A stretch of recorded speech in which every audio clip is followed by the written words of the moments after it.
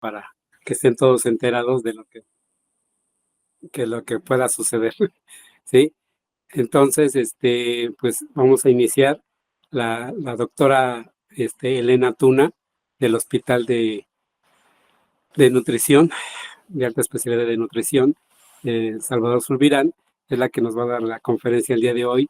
Le agradezco mucho, doctora, por haber aceptado nuestra invitación a darnos este tema que es muy importante para muchos pacientes que tienen muchas dudas.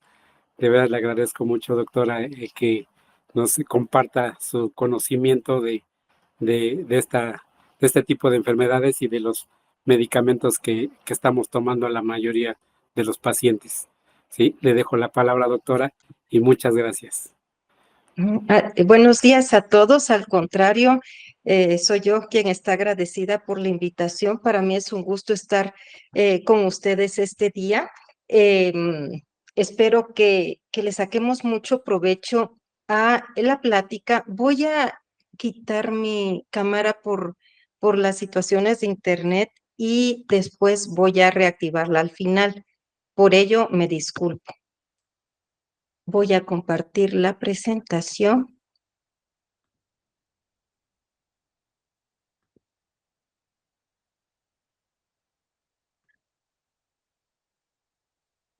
Y bueno, el día de hoy vamos a tratar el tema ¿qué considera el hematólogo para el retiro del tratamiento?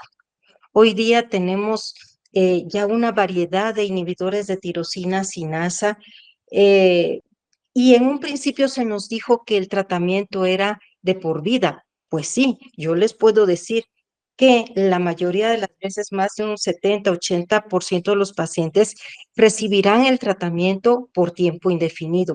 Sin embargo, hay algunos casos, un pequeño porcentaje, entre 20 a 30%, que cumplen las condiciones para que se lo podamos suspender. Y es necesario que tengamos este conocimiento para seguridad del paciente y el paciente para seguridad suya, porque no es una decisión que se tenga que tomar de forma apresurada.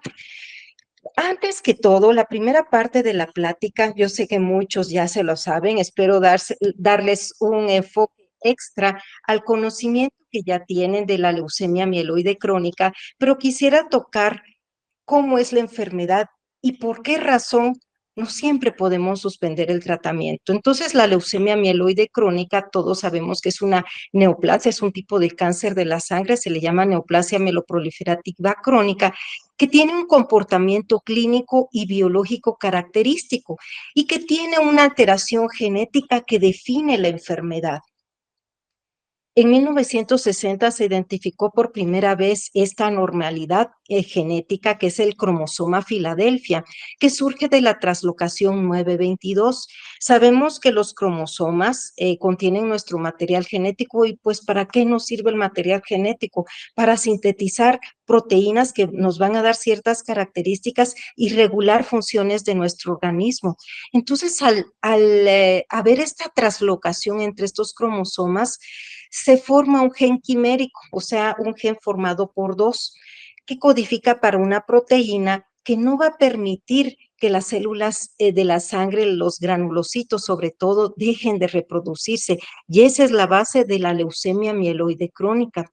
Todos sabemos que la médula ósea es la encargada de producir las células sanguíneas a partir de una célula madre. Nosotros le llamamos en hematología célula troncal hematopoyética, célula progenitora hematopoyética, pero es lo mismo que decir célula madre hematopoyética, que se conoce más por la mayoría de la población. Esta célula madre en la médula ósea va a ser capaz de producir glóbulos rojos que transportan el oxígeno en los tejidos a través de la hemoglobina, glóbulos blancos como los neutrófilos que sirven para la defensa de agentes infecciosos. Ahí también están los linfocitos que crean anticuerpos para defendernos contra virus, bacterias y hongos. Y las plaquetas que sirven para una etapa de la coagulación de la sangre. Cuando hay una cortada, lo primero que con lo que reacciona el cuerpo es que se atraen las plaquetas al sitio de la cortada para poder sostener la hemorragia. Entonces, como vemos, nuestra sangre es un tejido. ¿Por qué es un tejido? Porque contiene plasma y en el plasma están suspendidas las células y es un tejido muy complejo. Ahora, ¿por qué quisiera yo hablarles de la célula madre hematopoyética? Porque basados en la célula madre hematopoyética es que vamos a tomar ciertas decisiones. Teniendo este conocimiento es que nosotros los hematólogos tomamos la decisión de suspender o no el tratamiento. La célula madre hematopoyética es la que produce todas las células de la sangre y esta se encuentra presente desde que somos concebidos en nuestra madre. Esa célula madre hematopoyética tiene periodos de replicación, pero también como ustedes pueden observar aquí, permítanme, voy a buscar un apuntador. Aquí está. Como ustedes pueden observar acá, hay una célula madre normalmente que está en el ciclo celular, se encuentra dormida. Esa célula se encuentra dormida porque las otras están funcionando, se están replicando, se están diferenciando a células maduras y cuando termina su ciclo de vida, estas células que son normales se van a morir y eso se llama apoptosis, ¿ven? Entonces esa célula madre tiene capacidad de autorrenovación, autorreplicación y diferenciación terminal. Y esto sucede en cada ciclo celular, pero hay una que se queda dormida. Esa es la célula madre quiescente, esa célula madre que queda en la fase G0 del ciclo celular.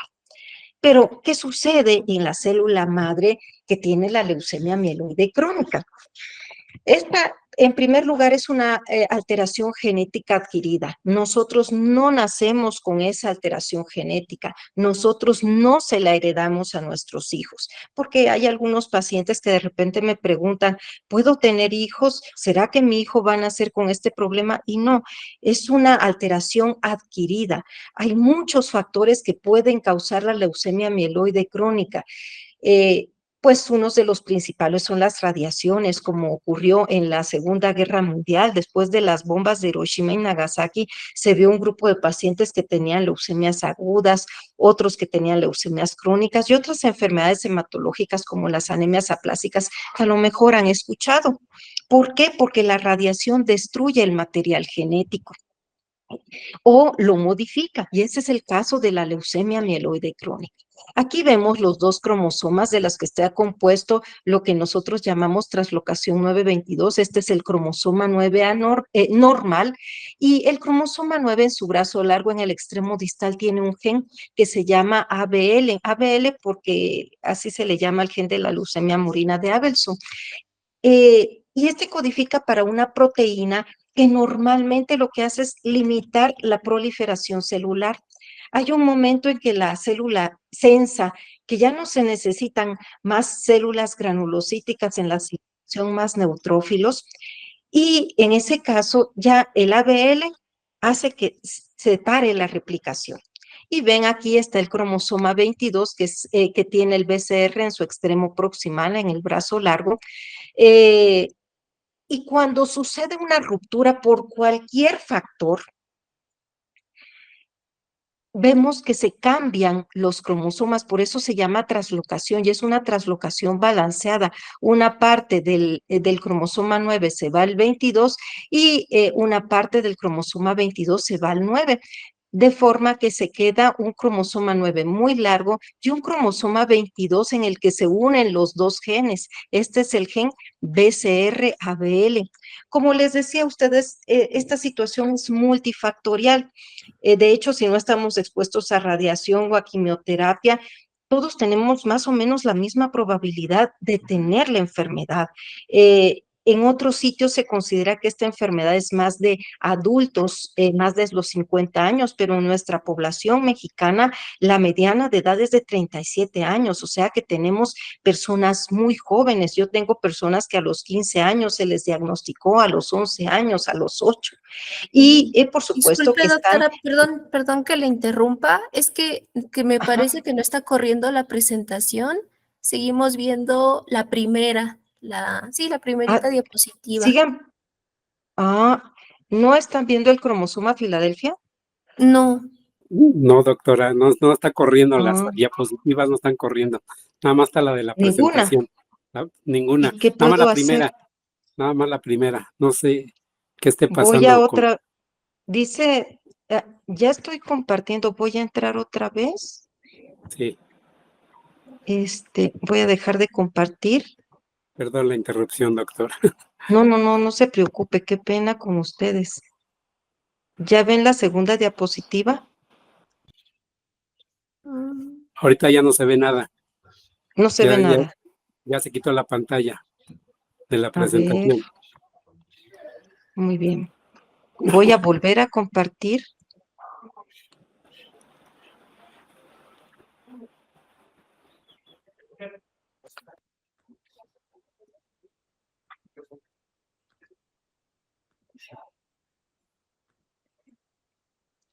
¿Ya la ven? No, todavía no, doctora. Ah, ya, ¿No? ¿Ya? ya se ve. Esta es la Este, primera. Ya, ahí La me ve la segunda, definición. está en la definición, exacto. tercera, que es No, donde inicia la enfermedad. ¿No nada corre? más está, sigue la definición nada más. Ah, ¿qué pasará? Sí, ¿Desean no. que me salga y que entre otra vez? Sí, si nos hace ese favorzote, doctora, disculpe. No, no, no se Ahí preocupe. ya está Es raro cambiando. porque sí corría. Ya ¿La Sí, está ven? en la 4, célula madre. ajá, exacto. ¿Quieren que la deje así o la pongo? Porque al ponerla en pantalla es que no corre. Permítanme. ¿Corre aquí? Sí, Sí, ya corrió. ya corrió. Sí, Pues si ustedes desean, la dejo así. Permítanme.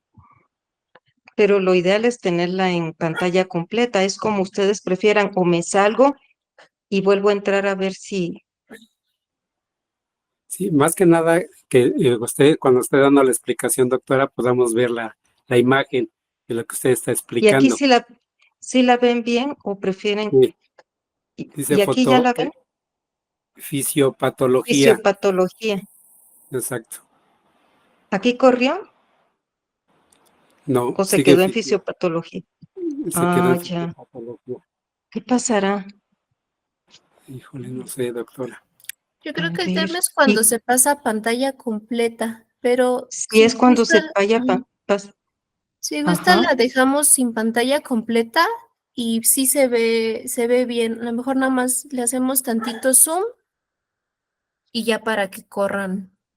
¿Quién sabe qué pasó con la pantalla completa?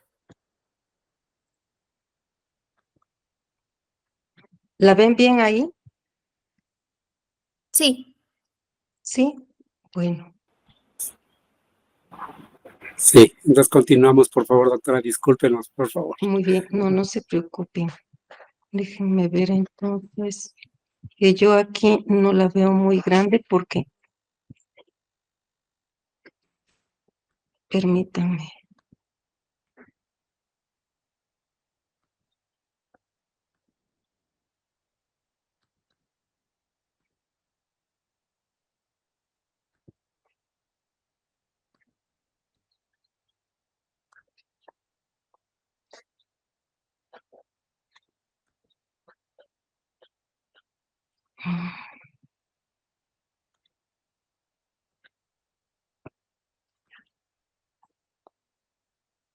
¿Ven la siguiente o no? Sí, ahí ya cambió. Ahí ya cambió. Células madre hematopoyética que contiene el gen anormal. Exactamente. Pues si a ustedes no les molesta, voy a estar saliendo para cada una de las presentaciones para que vean la pantalla completa o ahí la ven bien. Sí, ahí se ve bien, doctora. Sí, muy bien. Pues bueno, entonces, permítanme, es que lo que pasa es que aquí ya no puedo yo mover Ok, no desde puedo mover. desde Sí, su pantalla de su computadora. desde la mía no puedo mover.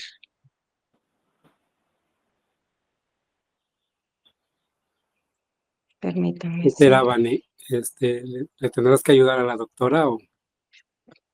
Porque si gustan, me voy a salir y y entro nuevamente a ver si ya se puede, porque sí lo probamos con Vane antes.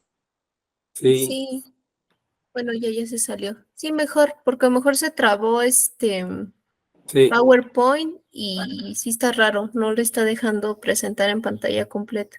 sí, exacto. Sí, está muy bien, Vane. Entonces hay que esperar a ver si se vuelve a conectar la doctora para poder continuar. Sí,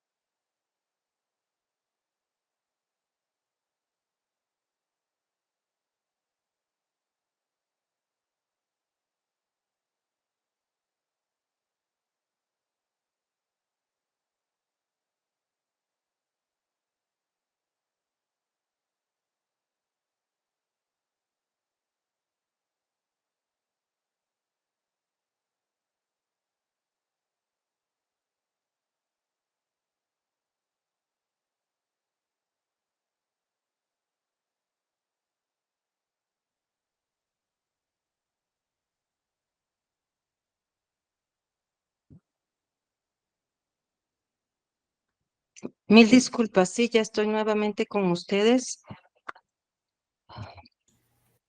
Dios.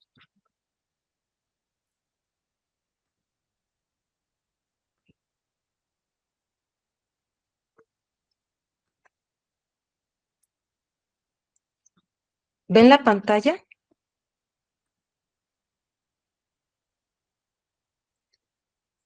aún no. ¿No? Ahí está cargando. Ah, bueno. Listo. Se ve la diapositiva 5 de fisiopatología. Así es, Sí, así sí se ve. es. Voy a intentar ¿ven la pantalla completa?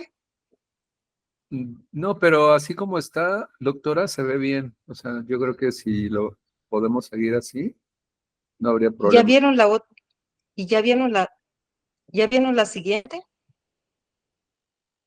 ¿O sigue la Se de quedó en las 5. fisiopatología? Se quedó en las Bueno, 5 entonces voy a salir. fisiopatología.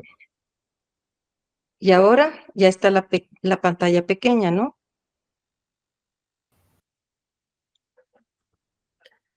Es ¿Sí? que, bueno, más bien para nosotros nunca se ve la pantalla completa, siempre se queda como en la pantalla, en la chiquita.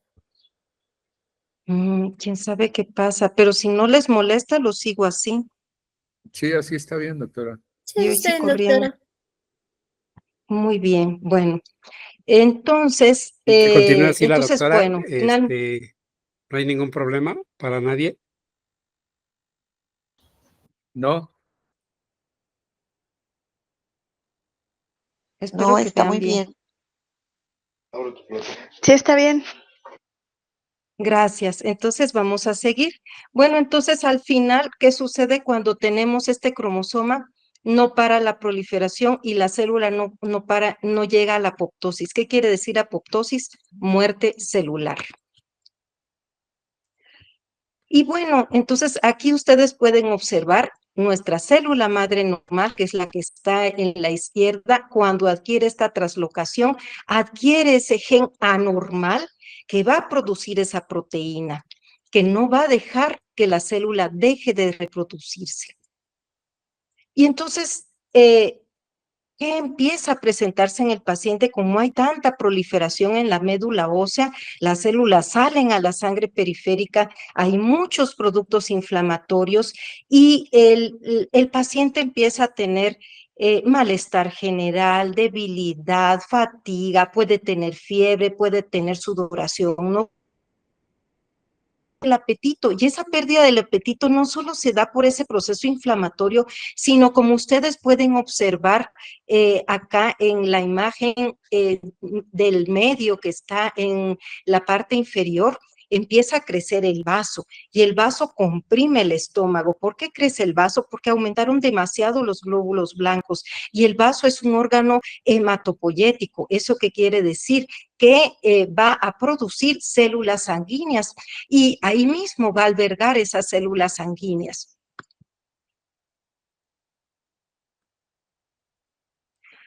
Y entonces, como sabemos, la leucemia mieloide crónica se compone de fases. La fase crónica es una fase inicial. La mayoría de nuestros pacientes se presentan en fase crónica. Hay un pequeño porcentaje, un 5%, que se presentan en fase acelerada y cada una de esas tiene sus características y otro 5% en fase blástica, es decir, una leucemia aguda.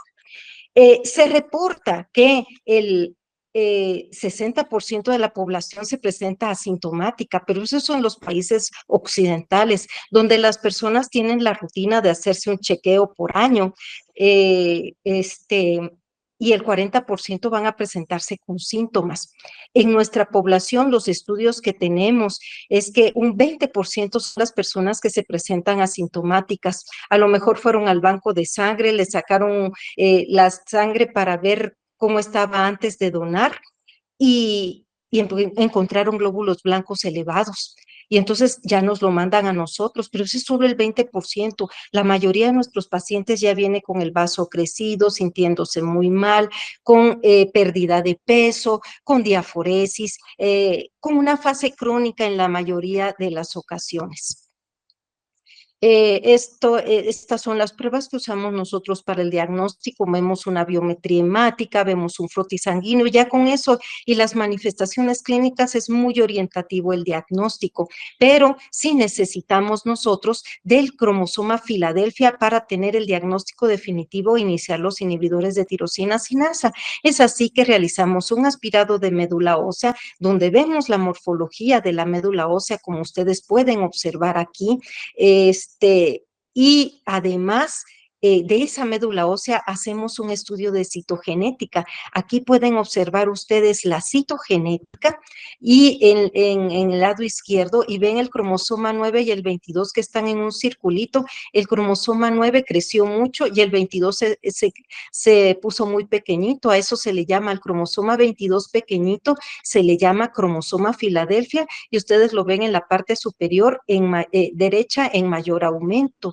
También utilizamos el estudio de Fish, que ese es solo para ver el cromosoma Filadelfia. ¿Por qué sacamos cariotipo? Porque el cariotipo, además de ver el cromosoma Filadelfia, nos sirve para ver otras alteraciones citogenéticas que pueden acompañar el cromosoma Filadelfia y que pueden marcar pobre pronóstico o una fase acelerada. Por eso es útil sacar el cariotipo. Yo sé que no a todos les gusta que les realicemos el aspirado, es un procedimiento que es molesto, pero a veces es muy necesario. Entonces, siempre y cuando nosotros tengamos los niveles de PCR, que es el próximo estudio que les voy a mencionar, más del 1%, en algún momento su médico les va a decir, debemos realizar un aspirado para ver una citogenética o un cariotipo que es exactamente lo mismo. Y además de la citogenética y el FISH, nosotros hacemos PCR, que es un método que ya desde hace muchos años existe y que ha venido a facilitar mucho el monitoreo de nuestros pacientes. Lamentablemente no en todos los hospitales está accesible tan fácilmente. Lo ideal es que sea un PCR estandarizado y cuantitativo. Eso es muy útil para cuando nosotros vamos a decidir suspender el tratamiento de un paciente. La PCR, porque se llama así, reacción en cadena de la polimerasa, lo que evalúa es esa proteína normal que se llama BCR-ABL.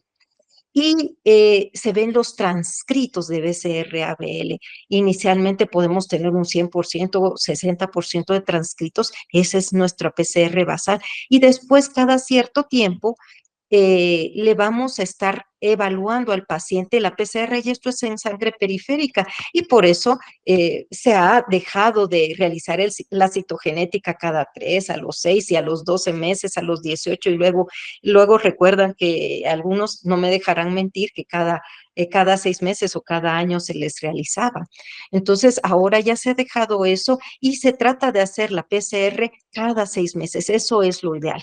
A veces por recursos y si el paciente está muy bien, se puede hacer al año, pero lo ideal es hacerla cada 6 meses. Ahora, el tratamiento de primera línea es básico para que nosotros decidamos la suspensión del tratamiento. Entonces, sabemos que al ingresar el paciente primero le bajamos los glóbulos blancos, esto se llama citorreducción y lo hacemos con hidroxiurea. Tratamos de que el paciente se hidrate bien, a veces le aplicamos bicarbonato, alopurinol para evitar que se eleve el ácido úrico y nos pueda causar daño renal. Eso es el tratamiento inicial. Y cuando el diagnóstico está confirmado con la citogenética o con la PCR, nosotros empezamos los inhibidores de tirosina sinasa. Los inhibidores de tirosina sinasa son nuevos tratamientos, por supuesto que ya conocemos muchos, y son el parteaguas, el imatinib es el parteaguas del tratamiento de la leucemia mieloide crónica, y eso sucedió desde cerca de los 2000, cuando se descubrió el imatinib, y en el 2003 se publicó un estudio que se llama IRIS, que fue el que definió a la FDA para que aprobara el imatinib como tratamiento de primera línea en los pacientes con leucemia mieloide crónica. ¿Por qué? Porque mejoraba mucho las respuestas, más del 90%, y las supervivencias en comparación con los tratamientos previos. Antes se utilizaba hidrea, antes se utilizaba interferón citarabina, que era pues mejor que la hidrea, en el sentido en el que podíamos desaparecer el cromosoma, la proteína BCR-ABL en una pequeña proporción de pacientes, pero si no, aún con esto, la mayoría de los pacientes seguían su curso natural y llegaban a una leucemia aguda si no se les trasplantaba en el primer año del diagnóstico. Y entonces en ese momento buscar donante, que el paciente estuviera en las condiciones, no todos se podían trasplantar. Entonces los inhibidores de tirosina sinasa vinieron a modificar esa situación y a equiparar la calidad de vida de los pacientes cercana a la normal, a la de una persona sin enfermedad. Entonces, ¿qué hacen los inhibidores de tirosina sinasa de la BCR-ABL? Lo que hacen es que impiden la fosforilación de la proteína BCR-ABL, y entonces esto inhibe la señal de proliferación. Ven aquí en la imagen del lado izquierdo, dice ATP, ADP, ahí eso hace que las células se estén reproduciendo sin control. Y ustedes ven en la gráfica de la derecha, en la figura de la derecha, el imatinib que se pone en la proteína, y eso lleva a la célula a destruirse, y entonces el paciente y empieza a mejorar. Puede ser que al principio tenga muchas citopenias, pero empieza a mejorar, a disminuir los síntomas, a disminuir el vaso. Este es el estudio que les digo, solo para mostrarles las gráficas, cómo con imatinib la respuesta citogenética, o sea, la desaparición del cromosoma Filadelfia, era muy superior, cercano al 90%, en comparación con las terapias previas que en este caso es interferoncitarabina. Y muchos de esos pacientes se cruzaron al brazo de imatinib, y en su gráfica derecha ven la supervivencia libre de progresión y cómo aquellos pacientes mejoraron su supervivencia. De hecho, las supervivencias globales a 5 años fueron del 90%.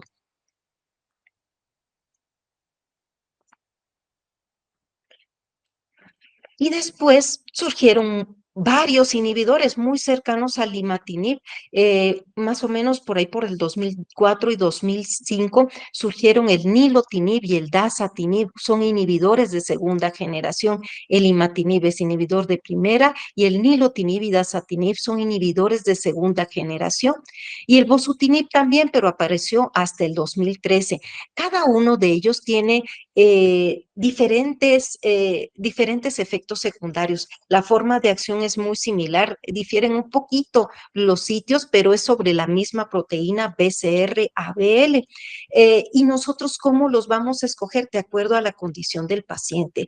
Hay pacientes que pueden tolerar el dasatinib, por ejemplo, los pacientes jóvenes, lo ideal sería que si son de alto riesgo se les diera inicialmente dasatinib, pero a los pacientes adultos mayores o con problemas pulmonares o cardíacos podrían ocurrir derrames pleurales, derrames pericárdicos, y entonces deteriorar mucho la calidad de vida.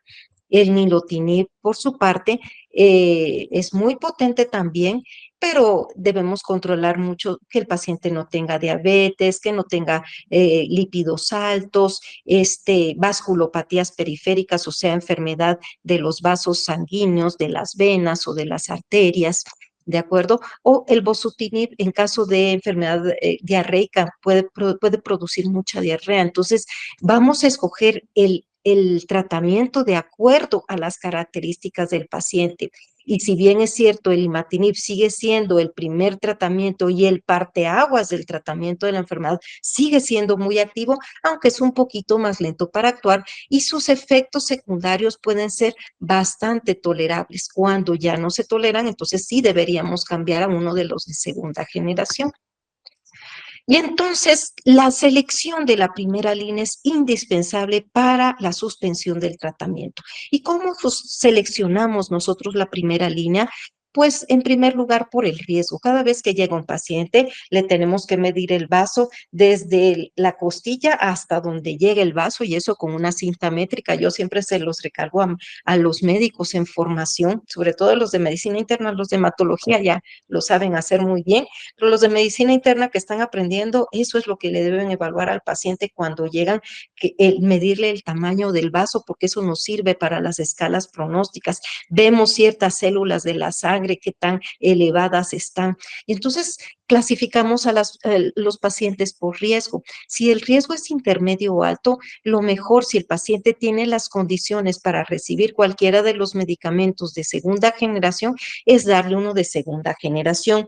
Nosotros, lamentablemente, en el instituto no tenemos esa posibilidad porque sí nos escasea un poco los de segunda generación y tenemos que iniciar con imatinib, que sigue siendo muy bueno, y los de segunda generación, pues los dejamos para pacientes que no toleran bien el imatinib o que son resistentes al imatinib. Luego, la velocidad de la respuesta. La velocidad de la respuesta es muy útil. Hay pacientes que con imatinib logran irse más de la meta los primeros 3 meses, pero reconozcamos que el imatinib es más lento. Entonces, al año de tratamiento es que vamos a tener la respuesta molecular. En cambio, los otros, los de segunda generación, como nilotinib, dasatinib o bosutinib, pueden lograr respuestas más tempranas y profundas. Y como les digo, individualizar según las comorbilidades. Todos somos diferentes. Entonces, aunque haya un paciente joven, puede ser que este paciente joven tenga diabetes, diabetes tipo 1, por ejemplo. Entonces, no le voy a poder dar cualquiera de estos tratamientos. O si es un adulto mayor y ya tiene diabetes, hipertensión, hiperlipidemias que pueden favorecer un infarto o una enfermedad coronaria, lo que hacemos es escoger. Nosotros generalmente les damos imatinib o les podríamos dar bosutinib si no tienen problemas gastrointestinales. Entonces, como ustedes ven, nosotros debemos individualizar el tratamiento según las comorbilidades para la selección de la primera línea. Y como les decía, los inhibidores de segunda generación, los 3 producen respuestas más tempranas y profundas y los 3 están aprobados como primera línea de tratamiento. Hay otros mecanismos celulares, además de inhibir la proteína, directamente, como sucede con el imatinib. El dasatinib, por ejemplo, activa ciertos tipos de células, hace expansión clonal de las células NK, que son linfocitos, o de los linfocitos T, y estos ayudan a destruir a la célula enferma. Y entonces, ¿cómo vamos a medir nosotros la respuesta? Nosotros a los primeros 3 meses evaluamos la PCR y generalmente en nutrición hacemos un estudio de citogenética.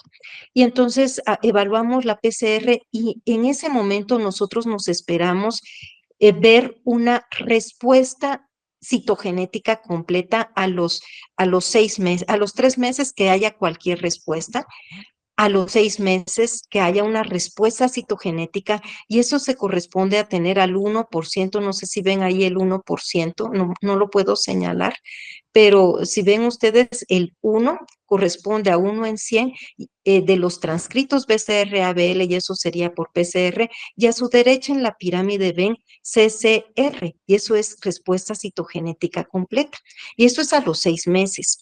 Y al año nos esperamos tener una respuesta molecular mayor, o sea, menor o igual a 0.1 por ciento de transcritos BCR-ABL, y eso está escrito como MMR, y esa es respuesta molecular mayor. Pero, ¿qué necesitamos para suspender el tratamiento? Las respuestas profundas vendrán después, y a veces si se utilizan inhibidores de segunda generación, puede ser que las logremos antes, pero esas son las metas de nuestro tratamiento. Aquí donde dice Deep Molecular Response, esas son las respuestas profundas que vienen a partir de la respuesta molecular mayor. ¿De acuerdo? Y lo ideal es que el paciente tenga 4.5 de respuesta molecular mayor por un tiempo prolongado, mínimo 2 años, para después considerar suspender el tratamiento. Espero que esta parte quede clara. ¿Hay alguna duda en esta parte?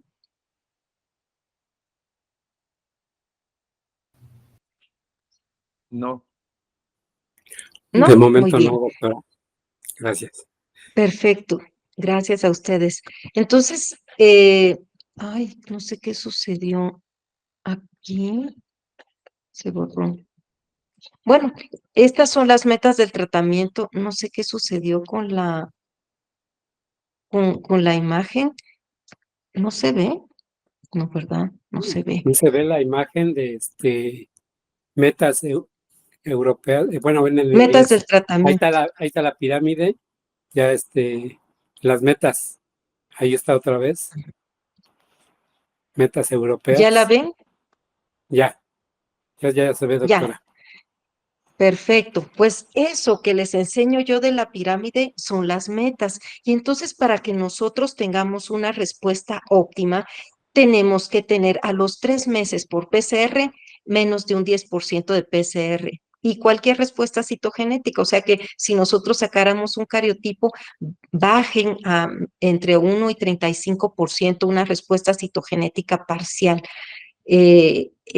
a los 3 meses. A los 6 meses, menos del 1% de PCR para BCR-ABL, y eso se traduce en 0% de cromosoma Filadelfia en un cariotipo. Y al año es que nos esperamos la respuesta molecular mayor, menor o igual a 0.1%. ¿Por qué es importante esto? Porque nosotros una vez obtenemos la respuesta molecular mayor, nuestra probabilidad de progresar a otra fase va a ser prácticamente cero. Y si es profunda, mejor. Ustedes ven abajo en cualquier momento una respuesta molecular profunda. Y si esto no sucede, entonces ya estamos en alerta o ya estamos en falla, que bueno, ese no es el objetivo de la plática en este momento. Pero eso es lo que nosotros medimos. Entonces, ¿qué es la remisión libre de tratamiento? Pues la remisión libre de tratamiento es el periodo que comprende desde la suspensión del tratamiento con inhibidor de tirosina sinasa, y eso es tras haberse logrado la respuesta molecular profunda prolongada. ¿Qué quiere decir esto? Que yo paso otra vez a mi diapositiva, tenga debajo de 4.5, igual o menor a 4.5 de transcritos, una respuesta molecular 4.5. Los transcritos son así 0.0032. Aquí lo tienen a su izquierda y esa es una respuesta molecular 4.5. Aquí donde dice log, ven 4.5 para abajo, 5 y 6 son las mejores respuestas para decidir en algún momento suspender el tratamiento. ¿De acuerdo? Entonces, eso no va a ser en cuanto yo logre esa respuesta. Tienen que pasar al menos 2 años con esa respuesta Y si tenemos más tiempo con el inhibidor al paciente, mejor. Sobre todo en aquellos pacientes que son de alto riesgo o al diagnóstico. Los pacientes de riesgo bajo puede ser que a los 3 años, 4 años de estar tomando el inhibidor, nosotros se lo decidamos suspender en conjunto con el paciente. Pero si el paciente fue de alto riesgo, es mejor esperarse más de 5 años con el inhibidor y que tenga al menos dos, o sea, más de dos con esa respuesta molecular profunda. Y estos son todos los estudios que nos han llevado a la suspensión del tratamiento, y esto surgió por algunos estudios del doctor Cortés, algunas publicaciones de casos fortuitos en los que a lo mejor el paciente ya estaba en respuesta molecular profunda, pero no podía pagar el inhibidor y descontinuaba el tratamiento, o resultaba una mujer embarazada, ya tenía la respuesta molecular profunda y se tenía que descontinuar el tratamiento porque en los primeros 2 trimestres puede hacer daño al feto, el imatinib. Entonces, esos estudios llevaron al grupo francés a hacer algunos análisis ya dirigidos, protocolos para suspensión del tratamiento, y ahí ven ustedes la primera línea, dice STEAM, es uno de los primeros estudios en los que se vio que los pacientes que ya tenían más de 2 años con esta respuesta molecular profunda, se les podía suspender el tratamiento, pero vean, más o menos el 60% recaían molecular y el 38% se quedaban en respuesta molecular. Y vean, al final el EUROS I es el más grande de todos, tiene 755 pacientes, y este incluyó no solamente imatinib, sino imatinib, nilotinib, dasatinib, y así surgieron varios estudios en los que se evalúa la suspensión, el- la remisión libre de tratamiento con cualquiera de los inhibidores, el ENEST es de nilotinib, el DADI es de dasatinib. Ven ustedes que hay ya varios estudios que nos dan la seguridad que en cierto grupo de pacientes podríamos suspender. Y esto era animado, por eso aparece así. Y ya les había dicho la definición de remisión libre de tratamiento, pero de esta remisión libre de tratamiento vamos a saber que de los pacientes con leucemia mieloide crónica, el 30% de ellos tendrá criterios para descontinuar. Y de este 30% a los que les descontinuamos, el 40 al 50% se mantendrá con la respuesta molecular. El 50 al 60% puede recaer molecular. Y eso no es ningún problema, porque si nosotros lo tenemos bien monitorizado, nos vamos a dar cuenta, no lo vamos a llevar a la recaída hematológica, por supuesto, es en cuanto se pierde la respuesta molecular mayor. ¿Qué quiere decir esto? Que si se perdió esta lineecita, si se subió de esa lineecita punteada, entonces ya cuando se pierde esa respuesta molecular mayor es cuando reiniciamos el tratamiento. ¿De acuerdo? Ay, perdón, todavía no, ya me perdí. Listo. Entonces podemos reiniciar el tratamiento. Ahora, hay pacientes que, si nosotros cuando empezamos a platicar con el paciente y él nos pregunta, ¿será de por vida? Le decimos la mayoría de las veces que esa es la más alta probabilidad de que el tratamiento sea de por vida. ¿Por qué? Porque no podemos asegurar que todos somos diferentes, todos reaccionamos diferentes, y media vez el paciente se encuentra en una respuesta molecular mayor, no avanzará a una fase acelerada o a una fase blástica, una leucemia aguda. Entonces, el no lograr la respuesta molecular profunda no se considera ni falla a tratamiento ni respuesta subóptima, ¿de acuerdo? O sea, el no tener menos de 4.5 de respuesta molecular, eso no quiere decir que nosotros lo vayamos a cambiar a otro tratamiento, porque podría ser contraproducente en cuanto a efectos adversos, y no es necesario. Entonces, no está indicado cambiar de inhibidor de tirosina sinasa con el fin de profundizar respuesta si no existe falla. Y falla, pues ya les comenté, si cualquiera de esos parámetros, de esas metas no se cumple, entonces ya se podría considerar falla. Ay, esta era animada. Ah, se las voy a poner en pantalla completa. Y bueno, dentro de los aspectos prácticos entonces de la remisión libre de tratamiento debemos ver que la PCR se tiene que detectar un mínimo de 4.5 de respuesta molecular. Importante que al principio, los primeros 6 meses, el monitoreo debe ser mensual, pero con una PCR que sea estandarizada. No todos los sitios tienen PCRs estandarizadas y eso sería un gran riesgo. Y como ya les había dicho, el 40-60% pueden perder la respuesta, pero esto ocurre tempranamente. Y eso sí, si nosotros hemos tenido un paciente que todavía no le hemos llevado a la respuesta molecular profunda, que vamos en camino a la respuesta molecular profunda, la logramos, pero el paciente la pierde antes de llevarlo a la suspensión, aunque no pierda la respuesta molecular mayor, eso sí es un predictor de fallar la respuesta libre de tratamiento, a la remisión libre de tratamiento.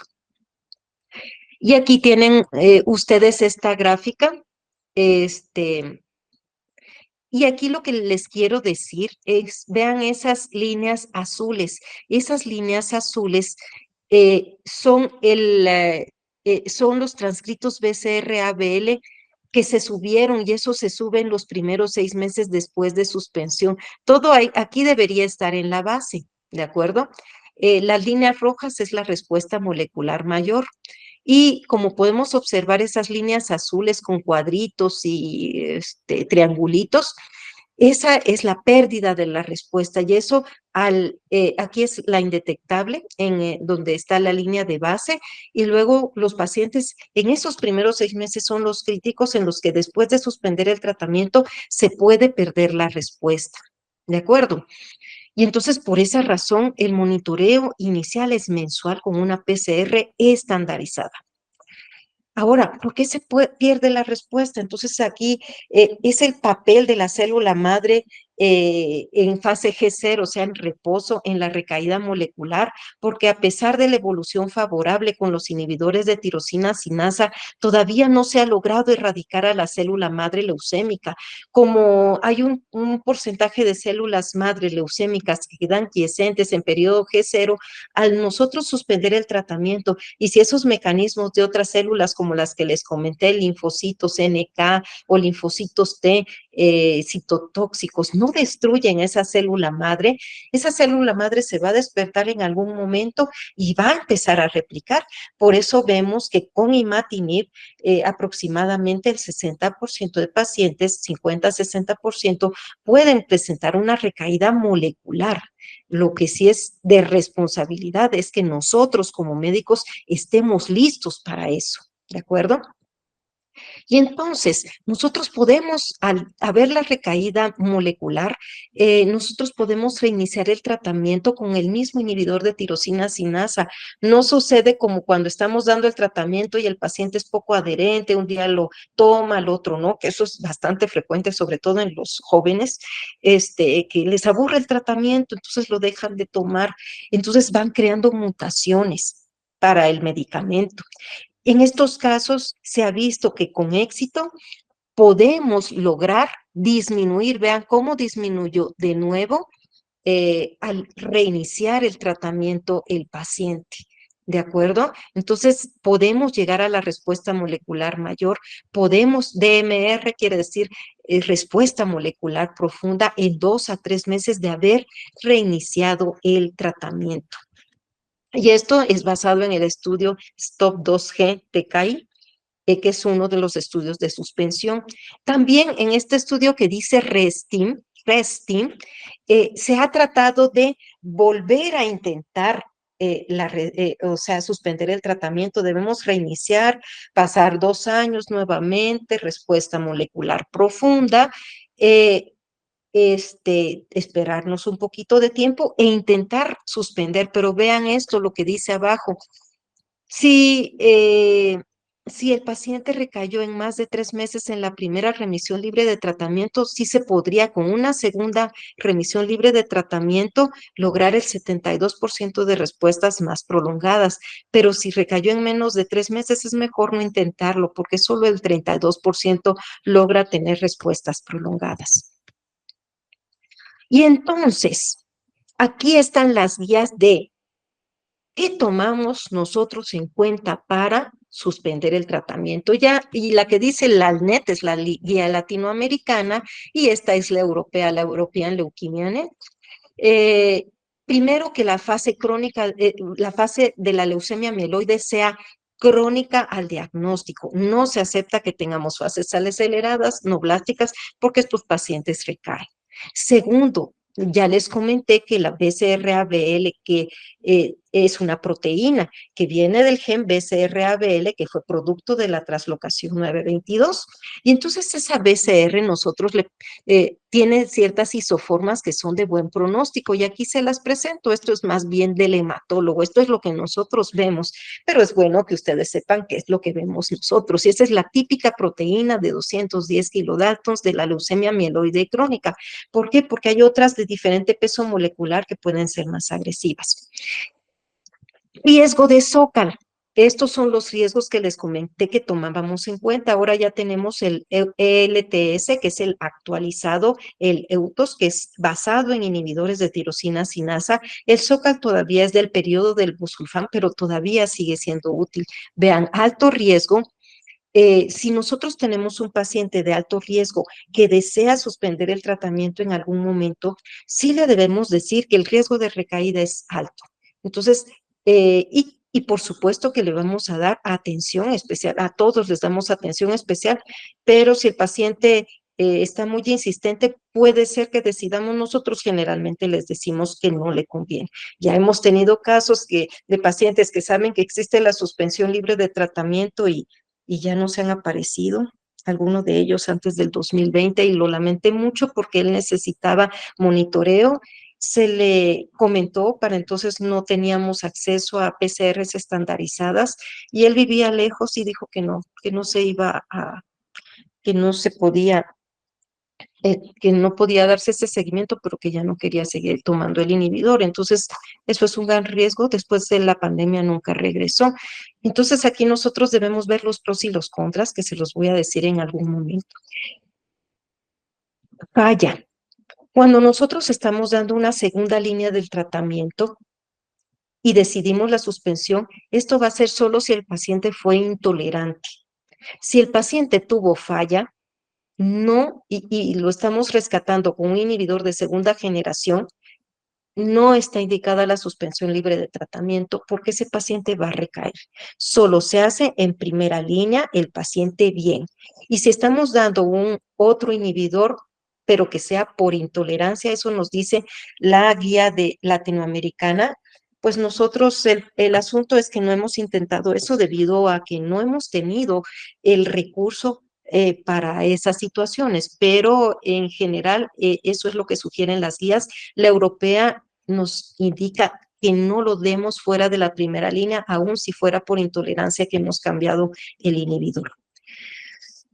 De preferencia, dar el tratamiento de forma prolongada, ¿sí? Sobre todo si es imatinib, nosotros ya logramos la respuesta molecular profunda a los 2 años, prolongarnos a 5 años con el inhibidor de tirosina sinasa y después de los 5 años considerar la suspensión. Vean aquí en la guía europea nos dice, si nosotros empezamos con inhibidor de segunda generación, la primera línea, dígase imatinib, dasatinib, nilotinib o bosutinib, podemos dar los 2 años de respuesta molecular profunda y prolongarnos a los 4 años de toma de ITK, y si es de primera generación, o sea, el imatinib, 5 años. Profundidad de la respuesta molecular profunda, de preferencia más de 4.5. Por eso es tan importante que las PCR sean estandarizadas y que tengan esa sensibilidad más de 4.5. En los primeros estudios, por eso aparece en la europea, se aceptaba 4, pero la mayoría de estos pacientes recayeron, sin embargo, se podría intentar. Pero a estos pacientes hay que darle más de 3 años con el inhibidor. Tienen que tener más de 3 años en respuesta molecular 4 y después completar el resto de años que se requiere para suspender el inhibidor. Y luego, ¿cómo vamos a monitorizar la respuesta? Bueno, ya suspendimos el medicamento, lo logramos, vamos a hacer cada mes la PCR. Y, y lamentablemente no todos los pacientes pueden llegar cada mes a hacerse la PCR. Entonces hay unos que viven fuera, entonces no, y el paciente tiene que ser consciente de que tiene que llevar ese monitoreo mensual y que la PCR debe estar estandarizada. Después del sexto mes, por lo que les expliqué que en los primeros 6 meses es cuando más recaen los pacientes, después del sexto mes al 12º mes lo vamos a hacer cada 2 a 3 meses y luego cada 3 meses por siempre, hasta que recaiga el paciente si es que recae. ¿Y cuándo reiniciar el inhibidor de tirosina quinasa? Cuando el paciente perdió la respuesta molecular mayor. ¿Qué quiere decir? Cuando llegó a menor o igual a 0.1% de transcritos BCR-ABL. Ahora hay otros aspectos que se tienen que tomar en cuenta. Primero, que los resultados de la PCR estén cercanos antes del mes, o sea, en 2 a 3 semanas. Luego las consideraciones psicosociales, si el paciente va a asistir. Tengo otro paciente que quería suspender el tratamiento, vivía en Puebla, le dije tienes que venir cada mes, también lo suspendió, ya no se presentó. Entonces, con esos pacientes, de esos pacientes vivo con temor. Por supuesto que yo sé que el paciente está llegando a otra consulta, pero con nosotros ya no se presentó porque sabe que le vamos a reiniciar y sí debería tener el tratamiento, ¿de acuerdo? O por lo menos seguirse la PCR, pero como no puede, entonces decidió ya no asistir. Aspectos farmacoeconómicos. Puede ser que esto nos traiga muchas ventajas a los sistemas de salud. Sin embargo, es peor tener a un paciente que recayó y luego avanzó a una crisis blástica si no se tomaron las medidas necesarias. Pero por supuesto que si el paciente tiene todas estas características, se puede suspender el tratamiento. Y luego existe un síndrome de abstinencia al inhibidor de tirosina quinasa, que se puede dar con náuseas, vómitos, edema, dolor abdominal. Entonces, esos síndromes de abstinencia se vieron en el estudio Euroskin, o mucha fatiga. Entonces, estos los manejamos con esteroides y hasta que el paciente está bien, suspendemos el esteroide. Entonces, prácticamente lo mismo dice las guías de la European Leukemia Net, que tengamos los resultados rápidos, que el paciente esté de acuerdo en acudir mensualmente, que tenga motivación de hacerlo y que tenga el recurso también para hacerlo, porque eso es, nosotros podríamos desear suspenderle a todos nuestros pacientes, sin embargo, no siempre se puede. Entonces, ¿qué ventajas tiene? El Euroskin mostró que hay ventajas económicas para los sistemas de salud, se ahorraron 22 millones de euros. Que hay pacientes que han tenido reacciones adversas y al quitarles el inhibidor, la verdad es que vuelven a hacer su vida normal y la calidad de vida del paciente. Ahora, las desventajas es que sí sabemos que una buena parte de nuestra población pierde la respuesta molecular, que hay necesidad de reiniciar el tratamiento y que las condiciones tienen que ser especiales, o sea, tenemos que tener pacientes estrictamente escogidos, que la monitorización sea frecuente y con una PCR que sea estandarizada con un logaritmo mínimo de 4.5.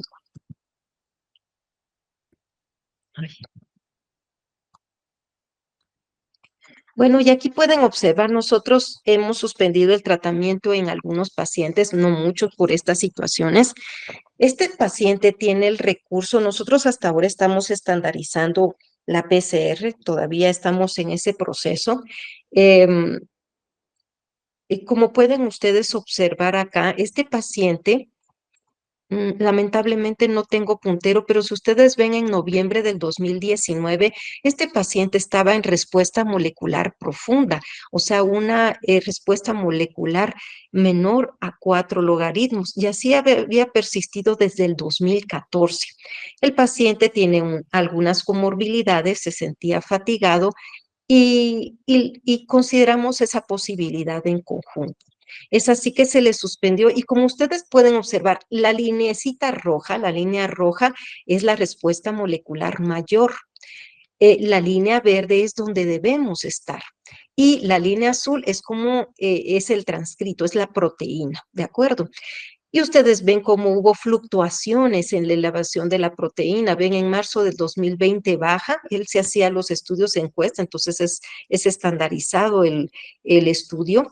Eh, y podemos observar que hay un momento en que llega, en marzo del 2021, llega a la respuesta molecular mayor. O sea, llegó a la respuesta molecular mayor, le planteamos, vamos a suspender el tratamiento, él no, vamos a reiniciar el tratamiento, perdón, él no quiso.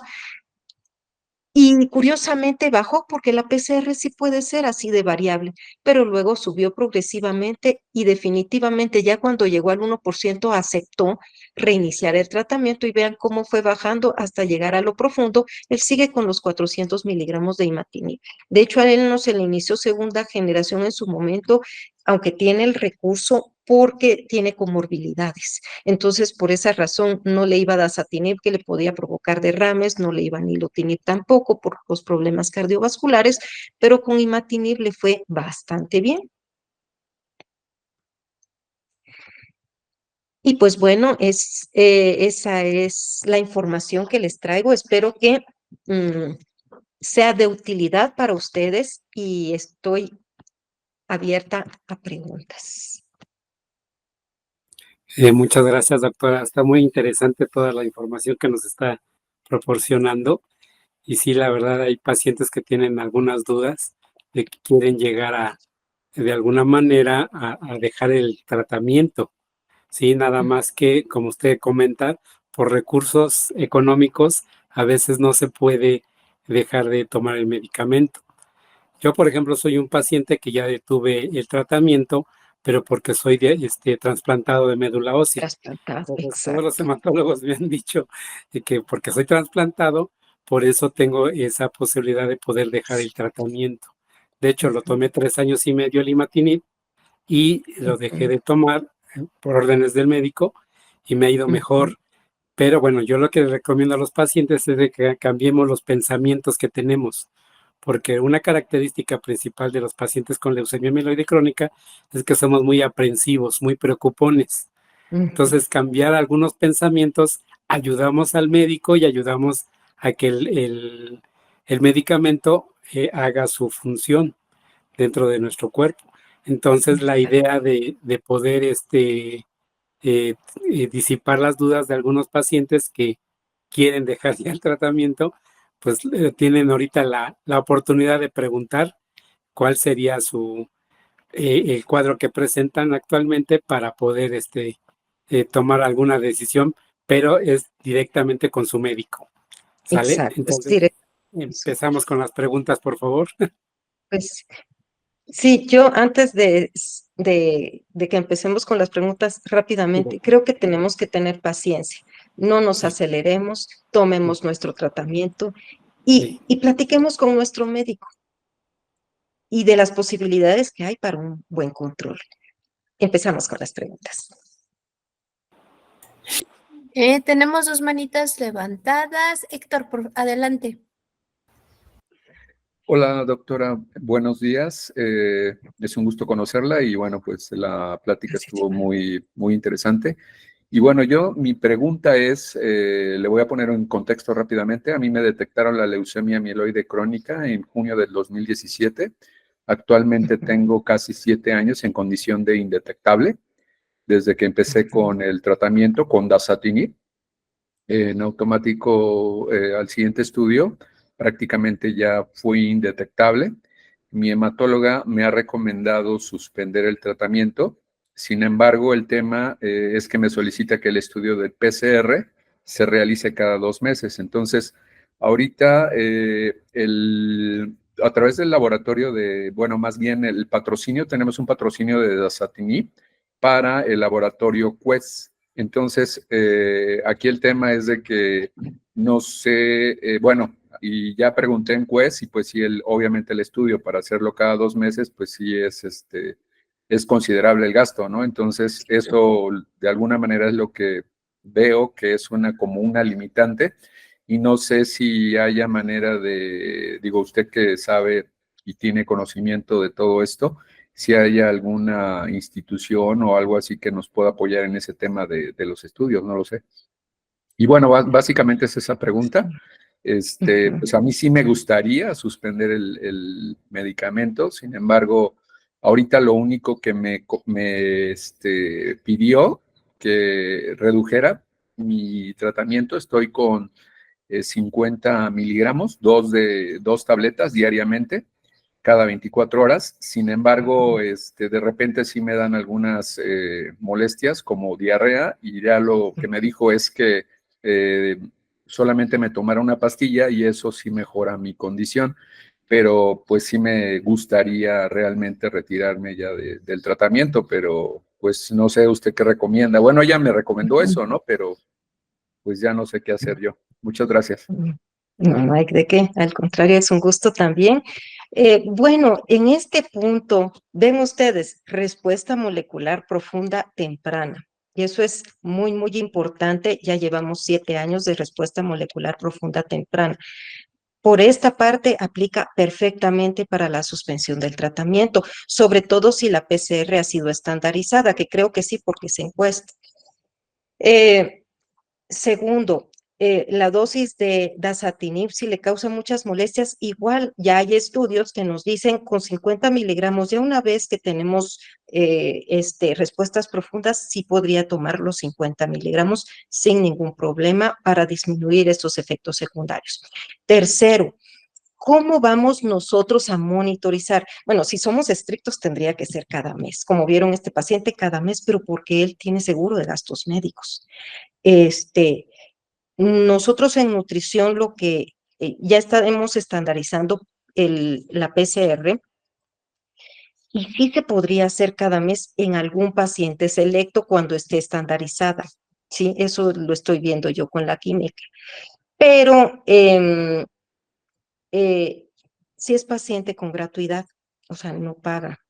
Ahora, si son pacientes con seguridad social, IMSS o ISSSTE, o seguro de gastos médicos, se le podría realizar. Y el INCAN creo que también. El INCAN tiene PCR estandarizada. Si usted tiene gratuidad, no le cobrarían el estudio. Ahora, si tiene seguridad social, cualquiera de los tipos de seguridad social o seguro de gastos médicos, en ese caso, sí se les cobra a los pacientes de acuerdo a nivel socioeconómico. Bueno, de Pero hecho, sí, perdón que le ujú, interrumpa, yo no tengo sé, seguro social y es el que, o sea, del IMSS, ¿no? O sea, no tengo ujú. de gastos médicos mayores, solamente todo el tratamiento me lo dan a través del seguro social y lo del patrocinio del laboratorio es a través de Bristol con el laboratorio Quest. Entonces, Pero no le cobran.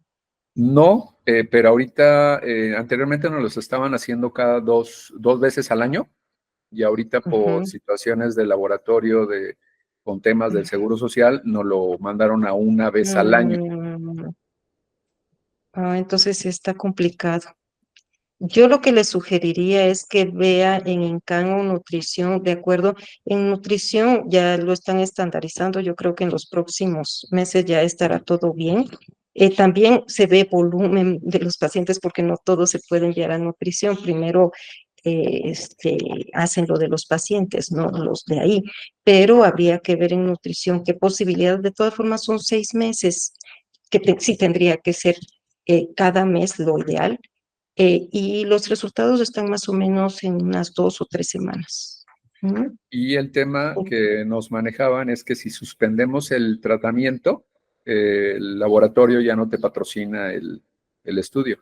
Sí, es que sí estamos entre la espalda y la pared.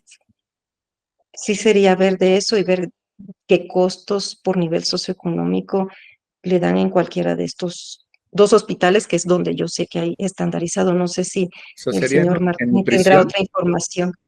en En nutrición nutrición, o en el INCAN, o en el INCAN también. Hay en que el ver ICAM, si. así se llama Ujú. ICAM. Ok, INCAN, Instituto Nacional INCAN, de Cancerología. exacto. ok.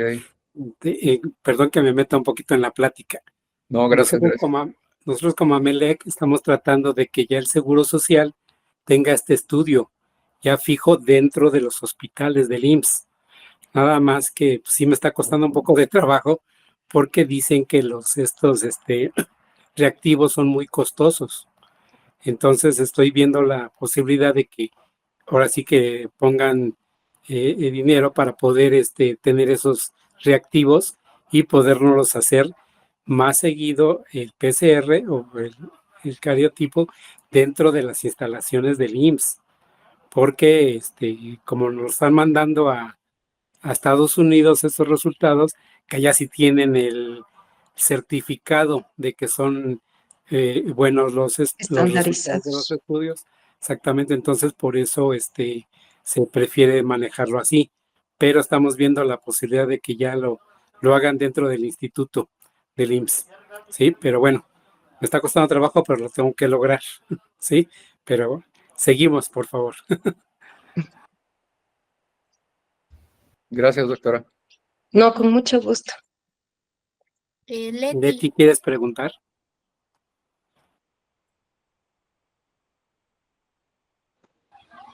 Ya.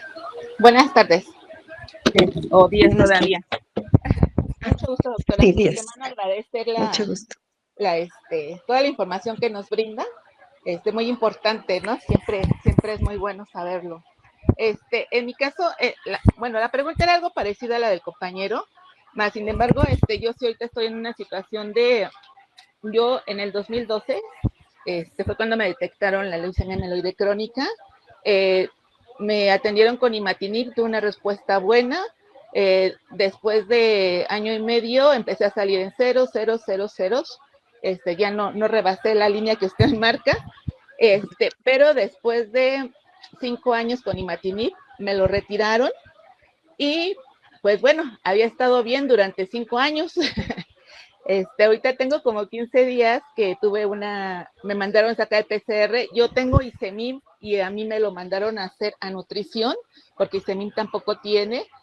Y como ya no tomo medicamento, pues tampoco los laboratorios me apoyan, ¿no? Más sin embargo, estos estudios también por la falta de recursos es cada año. Eh, Afortunadamente, en el mes de abril me hicieron muy rápido el estudio, me dieron resultados muy rápido, cosa rara porque siempre me la tardan en dar.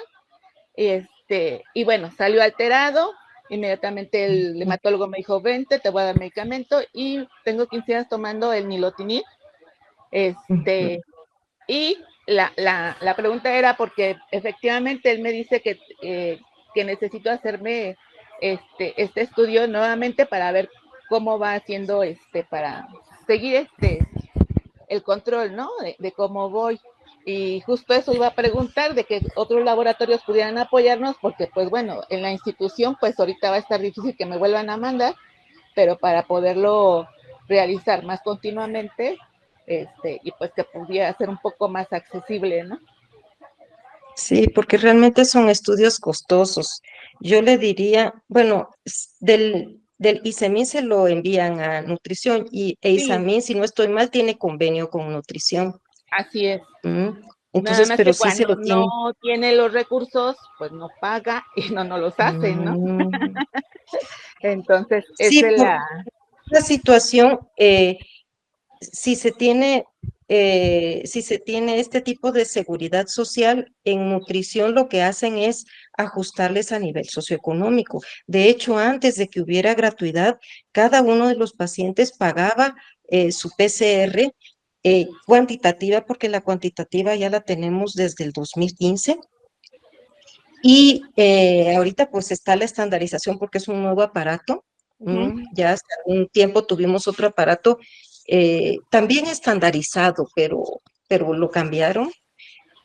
Y En esos casos tendría que ir a trabajo social y que le ajusten a un nivel socioeconómico. Eso sí se Ah, ya. podría hacer. Ujú. Ajá. Para que le cobraran así como hacen con otros pacientes, de acuerdo a nivel socioeconómico. En general, el nivel socioeconómico de pacientes externos es 4, pero se puede ver con trabajo social si es posible bajar el nivel para que el costo sea menor. Ellos tienen un tabulador de precios y si no son exámenes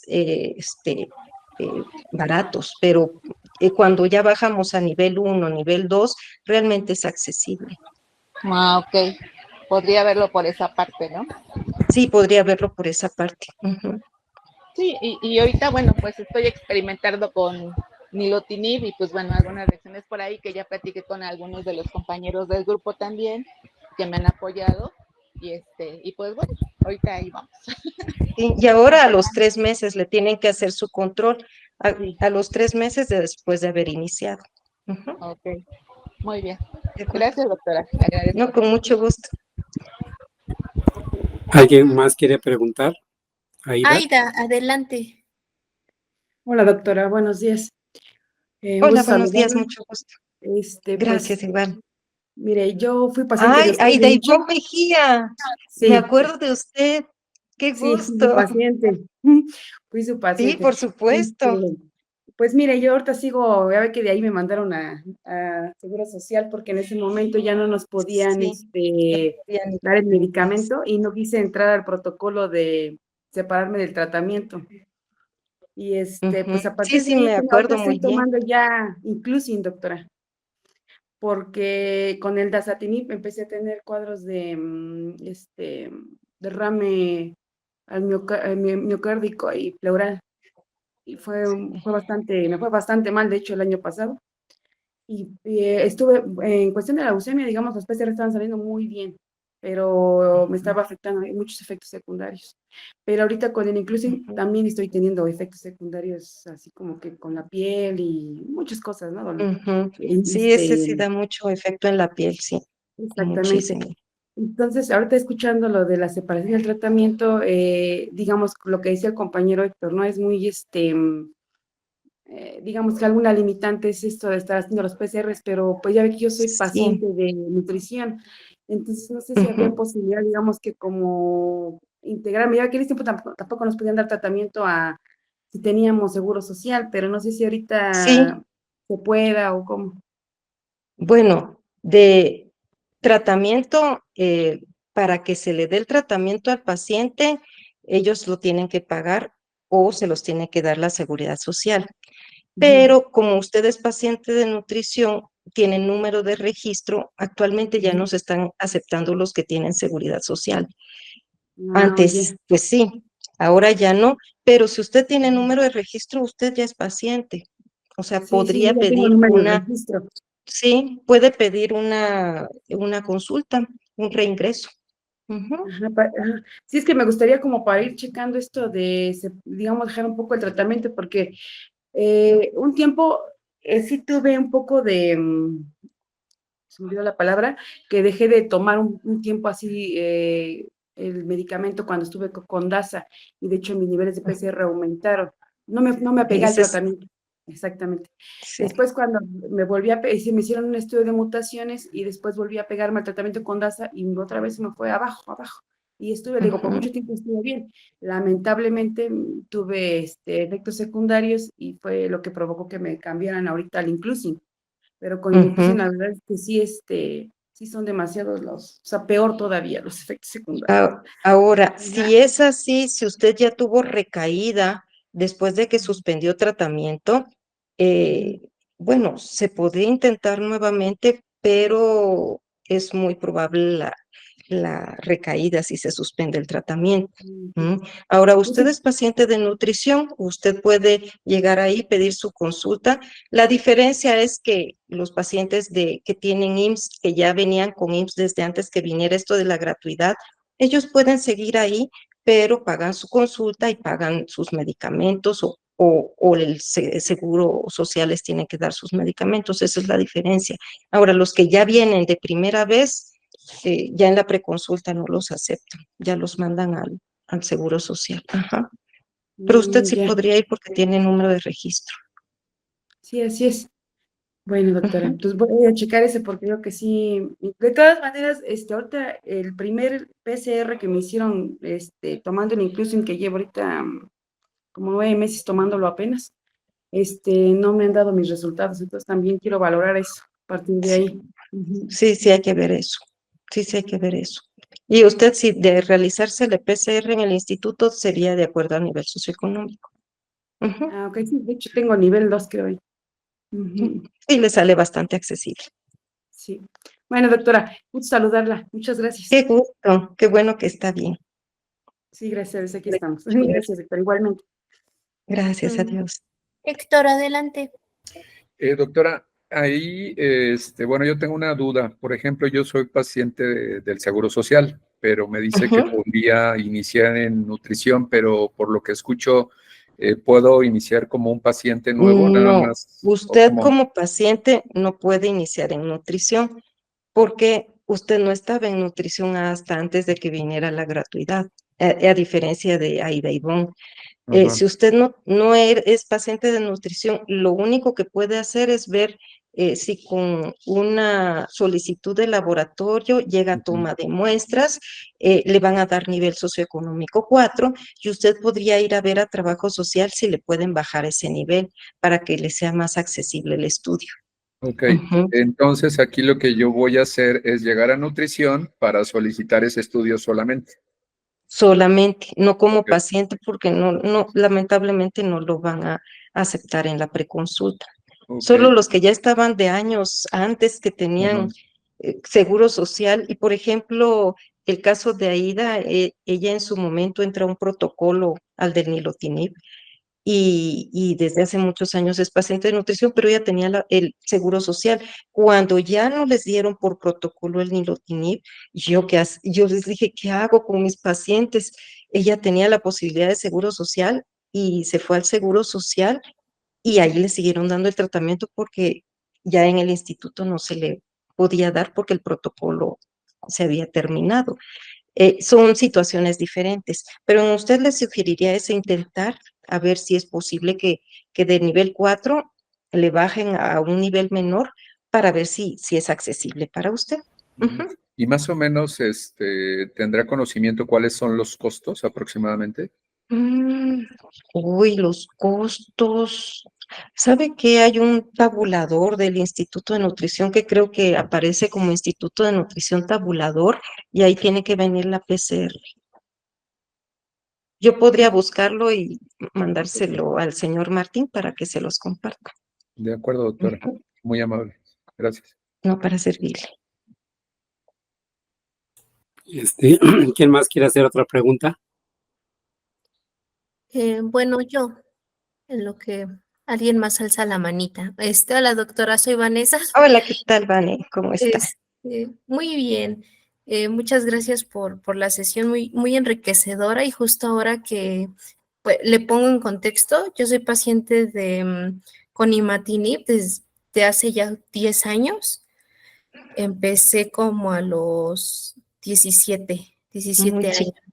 16. Sí. Entonces, ya hace aproximadamente 2 años, mi hematóloga de la raza ya me ha comentado la posibilidad del retiro del medicamento y entrar a un protocolo. Pues ya lo estuvimos platicando. El tema al principio fue el tema de los PCRs y Ujú. afortunadamente yo en mi trabajo me ofrecen seguro de gastos médicos mayores. Bien. Ujú. Ahora el tema pues no es como tanto por los estudios, mi tema es el temor de que pues varias personitas que conozco en el grupo veo que he visto que recaen y a veces pues esas recaídas no han sido tan favorables, ¿no? O sea, yo me imaginaba que a lo mejor si el protocolo no funcionaba bien, volvía uno, en mi caso, imatinib y pues ya, así. Pero ya he visto que sí, luego los cambian de medicina o con imatinib ya no vuelven a tener la misma respuesta. Ujú. Aquí mi Ujú. pregunta es, ¿cuál es el porcentaje que al retirar la medicina o entrar a estos protocolos, pues haya una respuesta pues continua. O sea, a la recaída o que no recaiga después de suspender. Exacto, que no se recaiga después de suspender. Bueno, es de la mitad de los pacientes. Como les comenté al inicio, de todos los pacientes que tienen leucemia mieloide crónica e inician tratamiento con inhibidores de tirosina sinasa, solo el 30% son elegibles para la suspensión del tratamiento. Eso es lo primero. Y de este 30%, el 50% pueden recaer. Con imatinib hasta el 60%. Aunque hayamos visto todos los factores que son favorables, el 50-60% pueden recaer. ¿Por qué razón? Porque cuando la célula madre hematopoyética está dormida, y esa es la célula leucémica, porque tenemos células madres hematopoyéticas normales, como las que les presenté al inicio, normales que están dormiditas, y se despiertan y empiezan a replicarse cuando se necesita. Pero también esta célula madre hematopoyética afectada por la translocación 922, hay una buena parte que se queda dormidita y no les llega el medicamento. Entonces, al suspender el tratamiento, se despiertan esas células madre y entonces empiezan a replicarse y es cuando suceden las recaídas. ¿Mm? Entonces, por esa razón, al suspender el tratamiento, sí tenemos riesgo de recaída. Se han intentado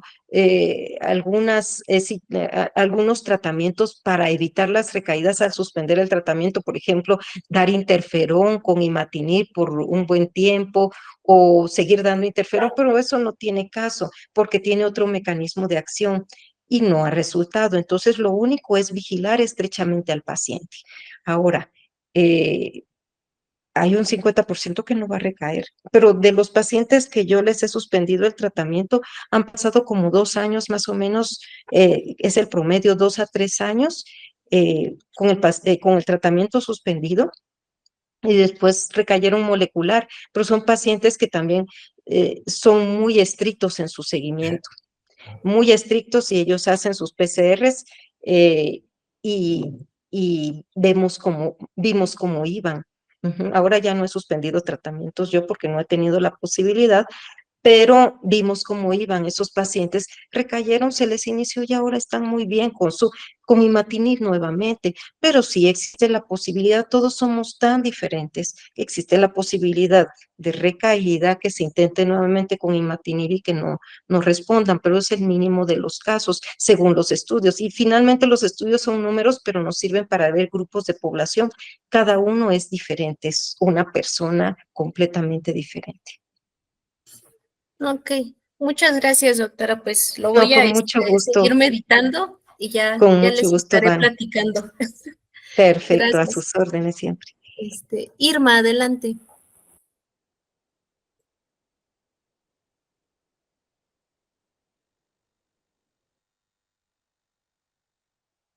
Irma, ¿no quieres hacer la pregunta?